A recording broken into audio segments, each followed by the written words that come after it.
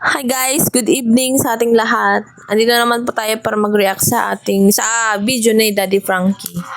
Ayan. Ang reaction natin yung pagpunta nila Daddy Frankie sa Manila kasama si Ansing at si Kuya Oliver. Isa po yan sa ating pag-uusapan ngayon mga pre, no? Kasi ang host po doon ay si Aling Rochelle, no? And Alam mo, Rochelle, di? Risky? Hindi, si Aling Rochelle yung nasa van na. Oo. Nasa van. Kasi Akala ko nang pupunta. na-open po ni Aling Rochelle ni Ansing yung kanyang mahiwagang motor doon kay Aling Rochelle. At syempre kasama po natin ngayon si Inang tanungin po natin kung ano yung masasabi niya dito kay Ansing kasi feeling ko mga pre, no, itong si Ansing malala na kasi nung gumaling po itong si Oliver yung sakit napunta kay Ansing, no. So yan, huwag kalimutang mag-like, share, subscribe sa ating video ngayon mga pre. So Inang, anong masasabi mo diyan kay Ansing sa kanyang pag-uugali na nakita mo sa video? Ewan ko, para akong nanginginig pag naririnig ko yung boses niya. Ginigit palagi yung motor, hindi na lang maghintay para malaman, kasi nakikita naman nila Parang inaasa na yata ang buhay niya kay Daddy Frankie. Ewan ko nabibisit na talaga ako. Pero itong si Ansing, pag may bisita sigurong mga sponsors, pag tingin ni Ansing na marami siguro mga alahas Inang, baka manlaki yung mata. In case lang naman, anong magiging reaction mo dyan? Hay nako. Kayong mga sponsor, wag na kayong magpakita kay Ansing. Kasi pag nagpakita kayo kay Ansing, alam niyang tiba-tiba kayo, tingnan mo, maglalambing yon. Sasabi niya sa inyo, ay ganito ang yaman ninyo. Sabi niya, ganito gusto kong motor, sana yung motor. Sasabihin talaga yung gusto kahit na i-briefing nyo pa siya. Dire-diretso ang buwangan niya. Sa liit ng mukha niya, sa liit ng katawan niya, gano'n naman kakapal ang mukha niya.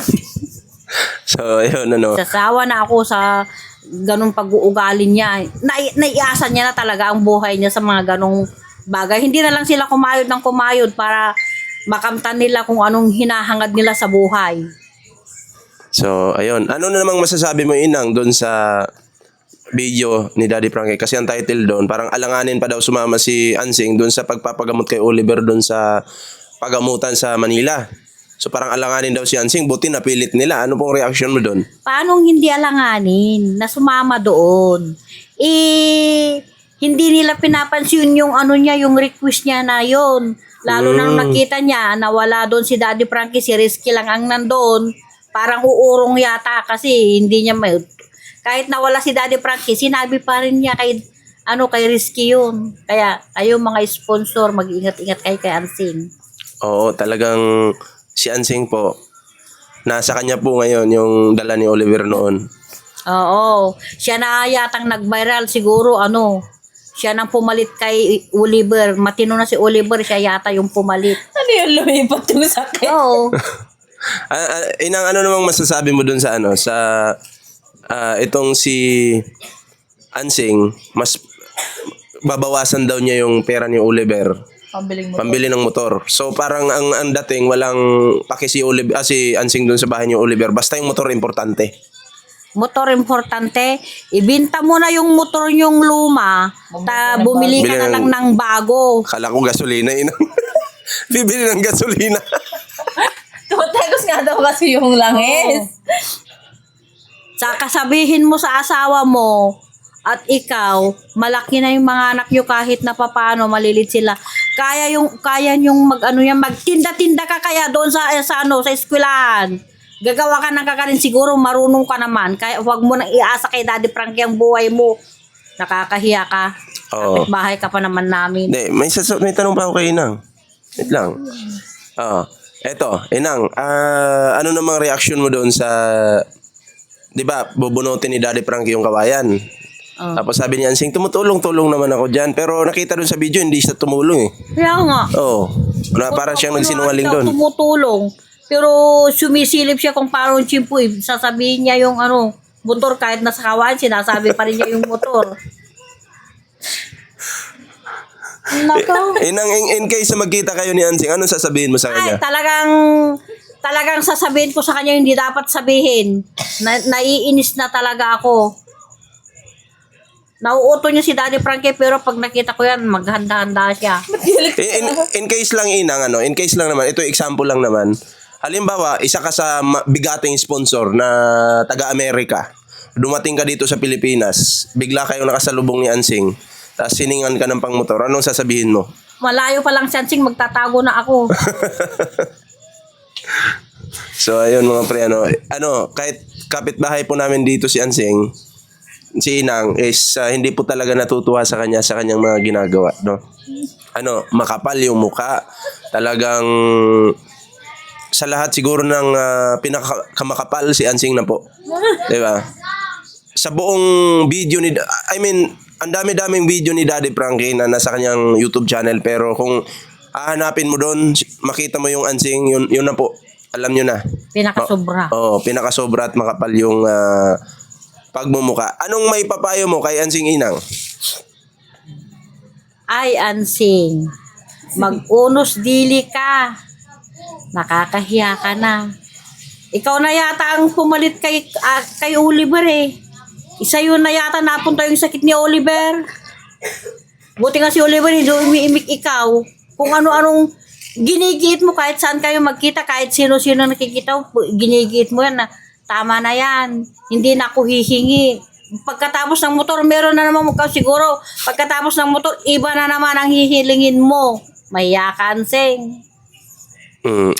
Ito naman Inang, na bigla kong naalala. 'Di ba magpapagawa ng bahay? Sabi ni Ansing may multo daw diyan. Ano 'yon? Kunyari lang ba 'yon para hindi mapatayo yung bahay doon? Siya ang magmumulto doon. Tignan mo. Mauubos lahat ng may iwan ni Oliver na kung ano ibibigay diyan. Tignan mo, mauubos lahat yan. Mapupunta po sa kanya. Oh, Ito nga yung naisip ko eh. In case lang may bahay na si Oliver dyan, tapos punuin ni Daddy Frankie ng mga groceries, bigas, sa tingin nyo po, mapupunta po lahat kaya kay Oliver yon? hindi ako maniwala. Bigyan ko ng isa yung anak ko. Bigyan ko yung isa yung anak ko hanggang sa naubo. Siguro makakain din si Oliver isang peraso. Mapunta lahat sa anak niya. Ayun, yun lang. Kaya kailangan talagang, Dapat yon may CCTV para makita nila kahit saan sila magpunta. ay oo, maganda yun, CCTV. Nakamonitor, mamomonitor mo yun. Yung CCTV sa bahay ni Oliver, in case lang ba, di ba? Oo. Maganda yun. Kasi may CCTV ngayon na hindi na po kailangan ng internet eh. Oo. Makikita mo siya. So yun po yung maganda. Yung CCTV na kunwari lang nila pero hindi nila alam. Meron naman yun eh. So yun Inang, anong huling mensahe mo sa mga sa kalahatan na? Sa kalahatan na, Oo. Sponsor kay Ansing at sa lahat po ng mga nanonood ngayon. ay mga sponsor, wag na kayong magpakita, wag na kayong dumalaw dito kay Ansing. Baka maano kayo sa madala niya kayo sa magagandang salita. Kawawa kayo. Hindi naman magandang magsalita. Baka pati yung mga alahas nyo yan, ang ganda yan sabi niya, makukuha pati alahas nyo dyan. Ikaw Mal, may tanong ka ba kay Inang?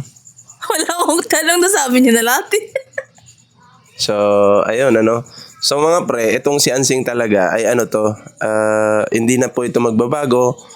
Makakapagod lang magpayo dyan, wag nang payuhan yan. Ay oo, nakakapagod, nakakainis, Oo, nakakasuya. bahala na yung mga tao na magdesisyon. Bibigyan nyo pa ba yan o hindi? Sabi niyo nasa sasakyan siya. Ay, akala ko nandito si Daddy Frankie, sasabihin ko sana yung motor. Tanginang yan. Tapos dinanayan, nandun pa yung anak ng Daddy Frankie nasa likod. Ako na yung nahihiya. Parang ako yung, kunwari yung feeling ko, ako yung anak doon nasa likod. Ako na nahihiya, sasabihin niya, ay, sasabihin ko sana yung abot doon sa motor. Tangina, nahihiya ako doon. Hindi naman makalimutin siguro si... Anak na yung dagili ko. Oo, yung bunso nung kunay, yung tatlong magkakapatid na anak niya. Tapos sabi, si Dexter, ako na yung nahihiya kasi nandun sa likod si Dexter. Sabi lang ni Kuya Kariski, Hintayin natin. Kasi, syempre, di ba sabi nga ni Daddy Frankie, uunahin mo na yung bahay. Siningit niya talaga yung motor! Alanganin pa nga daw sumama kasi, ewan ko, masama siguro yung loob ni Ansing, no? Kasi nga, nibigyan nga daw kasi ng motor si Ma'am Mary Jane. Naibot siya doon. Pero syempre, kapatid mo yan eh. Priority mo yung kapatid mo. Hindi ka dapat magdalawang isip niyan. Dapat buo yung loob mo na, sasamahan ko to kasi syempre kapatid ko to at gamutan ngayon no? Kailangan ano ba yung malaman ko. Dapat mag-interested din si Ansing kung ano ba yung dapat pang gawin. No? Ano ba yung iinumin, ganun. Dapat alamin ni Ansing yun kasi syempre, kapatid niya. Baka, Diba? baka in case na andyan na si Oliver, yung mga gamot, kunwari na ipainom, hindi naman pala. Kasi, ang sinisilip lang nila kung ano yung naiwan dyan na pwedeng makuha. Baka makalimutan na naman yung painumin ng gamot. Ay, kawawa naman yung tao. Yun lang. Sana nga, pag uwi dyan, pag may bahay na dyan, maasikaso nilang mabuti. Baka mamaya naman pag bumalik ulit sa dating, wala na. Di, malamang sa malamang ganun mangyayari kasi ngayon pa nga lang walang pakialam si Ansing eh. Di ba? Paano pa kaya pag nandyan na? Sinisilip lang palagi yung pera ni Oliver. Oo. Hindi na nahiya. Hindi naman niya binigay yun. Binigay ng maraming tao yun. Karamihan sa mga yon, hindi naman siya ang bumigay, sinisilip niya. Kung hindi, ang kapal lang pagmumukha. Paano nga daw kasi sila mabubuhay kung walang motor at walang kabuhayan yung asawa niya? Hindi lang naman ikaw yung kapatid. Bakit hindi ba pwedeng mag-share yung mga kapatid mo? Bakit pag walang motor ba, hindi ka mabubuhay? Ang dami-daming walang motor dyan, nagsisikap sila. Nabubuhay naman Oo nga. Bakit hindi ba pwedeng Pwede ka naman magtinda doon sa palengke Bakit yung hipag mo hindi mo magaya? Yung hipag mo. Kilala mo yung hipag mo. Hanggang ngayon nagtitinda pa rin sa palengke. Natiguyod naman niya yung mga anak niya. Kahit papaano. Si Kuya Gigi din. Nataguyod niya na kahit na walang asawa.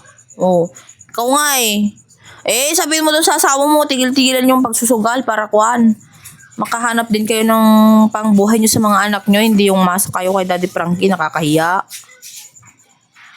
Sa tingin ko, yung partner naman niya, hindi naman umaasa kay Daddy Frankie. Pero yung Sugarol nga. yung problema, itong si Ansing, siya talaga yung number one. Oo. Umaasa dyan. Di ba? So, yun. Inang, kung halimbawa lang na may pagawa na yung bahay ni Oliver dyan, ikaw ba'y naniniwala na aalagaan ni Ansing si Oliver? Pag nandyan na nakatira. Pag nandyan na daw nakatira. Ay, nako, hindi ko lang alam kasi nung una napabayaan. Siguro iwan ko lang sa ngayon kung iwan ko kung talagang matututukan nila. Yun nga, sabi nga niya noon, tinanong ni Daddy Frankie na Nanay Ansing, sabi niya, nung may baboy dyan si Oliver, ilang beses mo ba napaliguan sa isang taon? Isang beses lang daw. Yung baboy, 2 beses na paliguan. Si Oliver, 1 beses lang sa isang taon. Iwan ko lang, baka Malabo. andyan, iwan ko lang, baka babalik sa dati yan. So, yun. Malamang sa malamang, di ba? Kasi si Oliver nga, pinabayaan dati. Di ba? So, kung kayo naman po yung tatanungin mga pre, naniniwala po ba kayo kay Ansing? May tiwala po ba kayo sa kanya? Kasi ako po yung tatanungin, wala po akong tiwala. Ako, wala rin akong tiwala. Oo. Siguro kay JJ, meron pa akong tiwala doon. Ay, oo. Ako din. Kaso kasi, lalaki yun nagtatrabaho yun sa bukid. Oo. Paano kung wala sa bahay? Sino magpapakain? Di ba? Siya naman yung lagi nandyan. Si Ansing naman yung nandyan. Pero feeling ko, hindi papansinin ni Ansing yan. Lalo na pag walang-wala na si Oliver. Walang-wala na. Sino? Huyo ka. Pero kung in case man bibili sila ng motor, wag ipangalan kay Ansing. Sigurado angkinin niya lang yun. Dapat kay Oliver talaga. Di ba? Kung pera ni Oliver, papambili. Di ba? Dapat nakapangalan kay Oliver. Hindi kay Ansing. Ganun lang naman yun Diba? So, abang-abangan pa po natin yung mga susunod na mangyayari dyan sa kawayan na yan, ano? Oo. Ewan ko ako natapos na yung trabaho dyan kasi ang sabi niya 4 na araw daw. Binigyan na ng Binigyan ng pampapugpug dun sa pangtanggal dun sa kawayan. Ewan ko lang kung nasunod yon.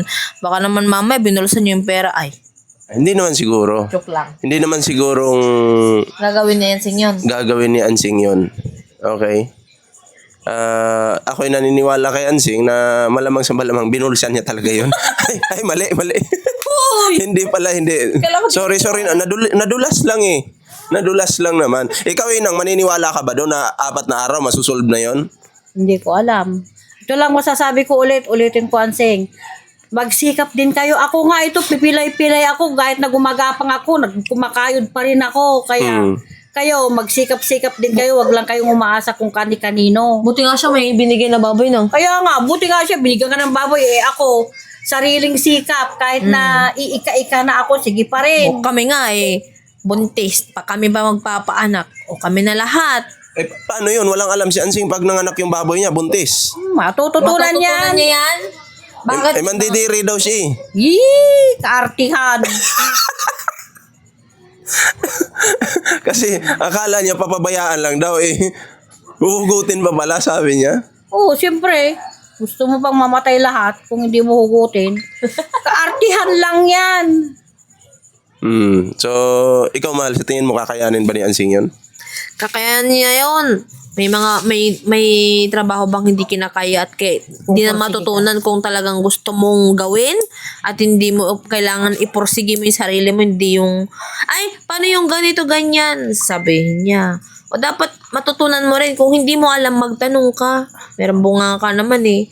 'Di ba? Magaling kang magsalita, magaling kang humingi ng motor eh. Dapat marunong ka rin magporsige, magtanong. Diskarte rin, Dumiskarte ka din para mamukan mo yung sa baboy mo. Hindi yung pwedeng iaasa mo lang lagi sa ibang tao yung buhay mo. So, yun mga pre, no? At least nakasama po natin ngayon si Inang. Nasabi na po natin yung nasabi na rin po ni Inang yung gusto niyang sabihin kay Ansing, no?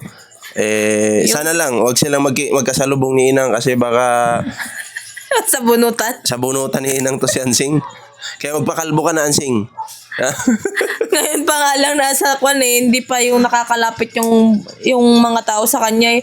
Kung pag nakita yun, ubos na yung buhok niya. Dami talagang inis dyan. Pero yun na nga, hindi na magbabago yan si Ansing. Good luck na lang sa kanya. At yung sa motor, 50-50 yun. Ewan ko kung maibibigay o hindi. Pero kung ako, magtatanong po ako sa inyo mga pre, deserve pa po ba ni Ansing na mabigyan ng motor o hindi na? Paki-comment naman po. Comment naman kayo dyan kung deserve ba ni Ansing na mabigyan ng motor kasi hindi naman siya yung may sakit eh. Opo. At least sila tatay ni Folibic, sila Folibic at saka si Ma'am Mary Jane, kailangan kasi yung bahay nila medyo alam mo, kailangan Ma'am Mary Jane malayo. Sila tatay naman, yung pamilya ni Folibic, syempre kailangan nila ng pangnegosyo. Sila walang-wala. Buti nga sila, Ansing may mga bukid silang ganito, ganyan eh. Yung tinutulungan Daddy Frankie yung dalawang binigyang motor, walang-wala eh. Gusto mo ba ng ganon? Gusto mo ba ng gano'n na wala talaga silang kaya? Ikaw nga, buti nga kayo, may mga bukid kayong sinasaka dyan na pinagpapalit-palitan yung magkakapatid. Sila wala. Oo. Diba? Wala ka mo. Kami din wala. Yung tinitirik lang na bahay namin, O yung mga doon lang sa may babuyan, Diba? Mas pasalamat pa nga kayo, meron pa kayong ganyan eh. May sarili kayo mga lupa. Mas maswerte kayo kasi hindi na kayo bumili ng lupa. 'Di ba? Kami binili nila nanay ko to, tinitirik ng bahay namin. Yun ang pagpasalamat mo. Swerte kayo. Wala Hindi. na masabi. Maswerte daw talaga si Ansing. Alam mo bakit? Bakit? May Daddy Frankie daw siyang kinukulit-kulit at tinihingan. O kaya sabi ni Ansing, jackpot to. Naka-jackpot ako Nung una na si Ate Ansing, di ba, nahihiya pa yan magsabi, ganito, ganyan. Sabi pa na, Sabi nga ni Daddy Frankie, sabihin mo, ano yun? Niya ako, Daddy Frankie. tapos sabi ni Daddy Frankie, pwedeng humiling ng cellphone para sa anak ko. Aray! Nabigyan ba yan? Cellphone, Nabigyan ba? Oo! Oh, ayan, may Nabigyan cellphone na. yun. May cellphone na pala. Cellphone. Tapos sumunod doon sa cellphone. Kwarto. Yung sana naman yung bubong ng kusina namin kasi tumutulo Daddy Frankie. Kasi pag nandito na si Kuya Oliver, tutulo yan. Di paano naman kami magluluto. Tapos humiling ulit. Baboy ulit. Sana naman kapag... Hindi, ano pa yun, ref. Hindi pa yun. Hindi naman hiniring yung rep. Yung Ref. sabi pang kahabahayan. Ref, ang hiniling.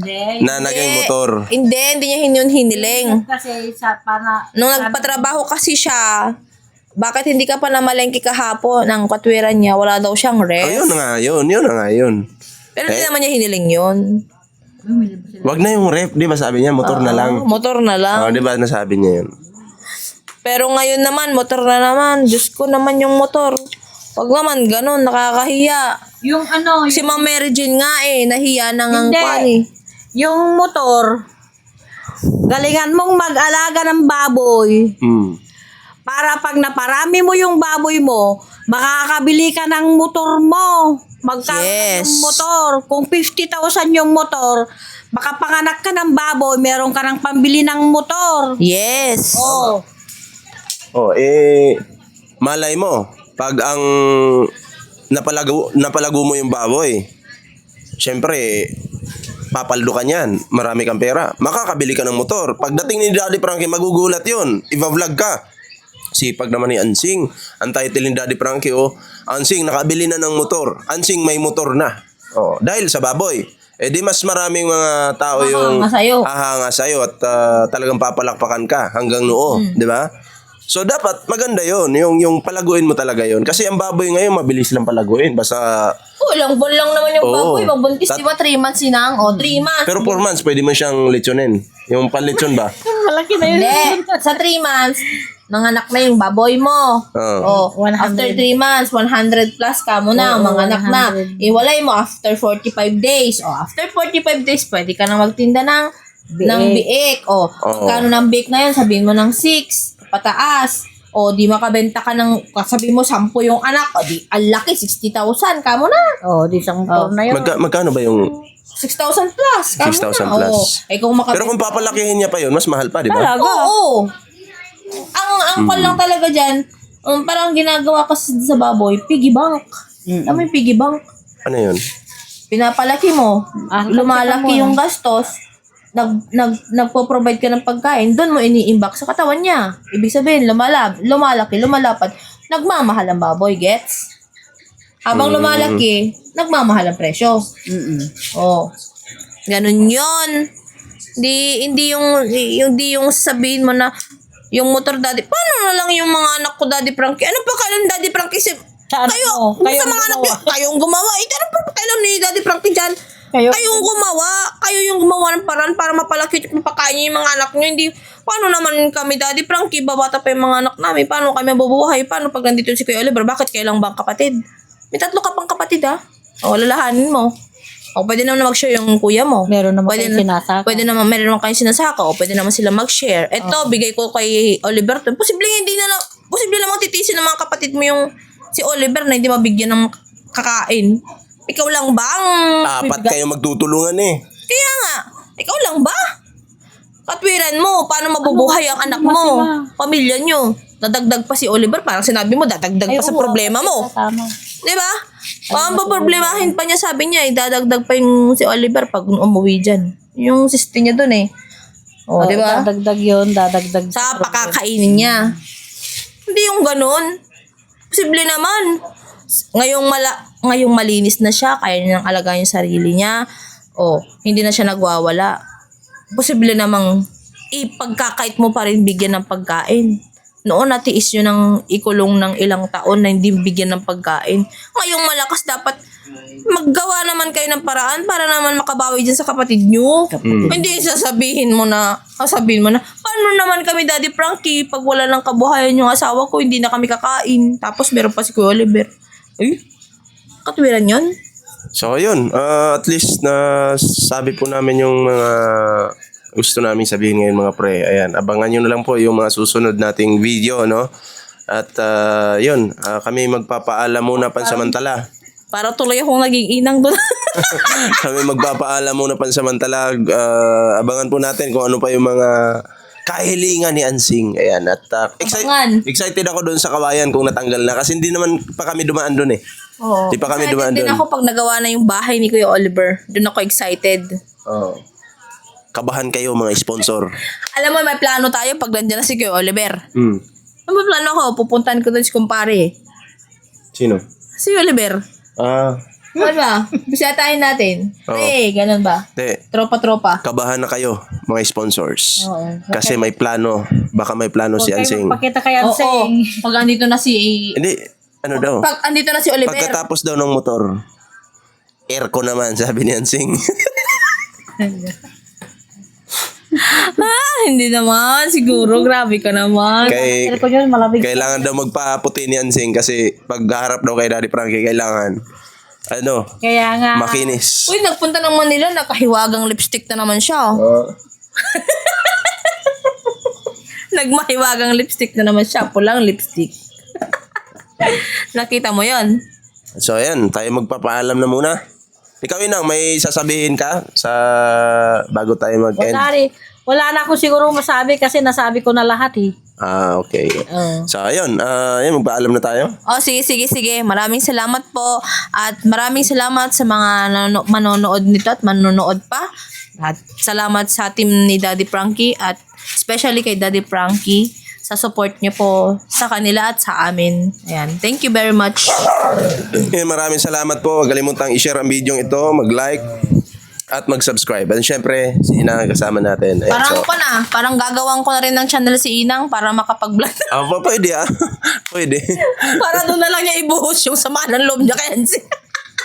Ansing lang naman, Yung Ansing lang lagi yung topic. topic ko. Si Ansing lang palagi. So, ayan, maraming salamat po sa inyo mga pre. Ingat po kayong lahat. Ay, abangan nyo yung mga susunod natin videos. Magandang gabi po sa inyo.